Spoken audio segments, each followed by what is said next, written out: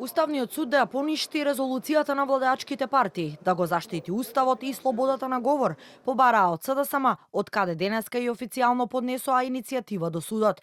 Од опозицијската партија реагираат за повреда на уставот и членот 16, кој како што велат ги гарантира слободата на говорот и јавниот настап, слободата на уверувањето и кој забранува цензура во секаква форма. Според СДСМ, ваквата резолуција е директен напад на слободата на политичко дејствување на опозицијата во целост, со што се загрозува демократијата и поредокот на Македонија.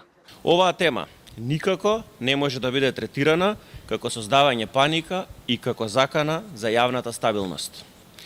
Не може резолуција во собранието да биде против наративот на опозицијата и да се заканува повикувајќи се на кривичниот законник, прекршоци и кривични пријави заради искажан збор. Уставниот суд мора да ја укине оваа неуставна резолуција. Од Уставен за Канал 5 само кратко потврдија дека ја добиле иницијативата и по неа тековно ќе се постапува. Од ВМРО-ДПМН пак реагираат дека нивната резолуција не е неуставна, туку СДСМ како што велат, станале жртви на сопствената пропаганда и лагите за мигранти во Македонија.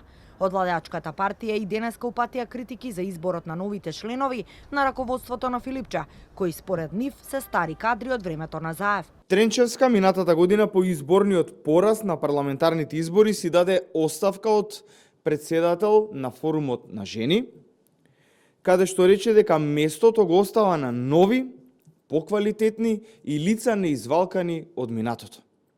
Тренчевски изгледа има заборавено на ова што го има кажано и по само една година, за да му удоволи на Заев, стана подпредседател на Филипче. Препукувањата меѓу власта и опозицијата за темата со мигранти во Македонија трае веќе со недели.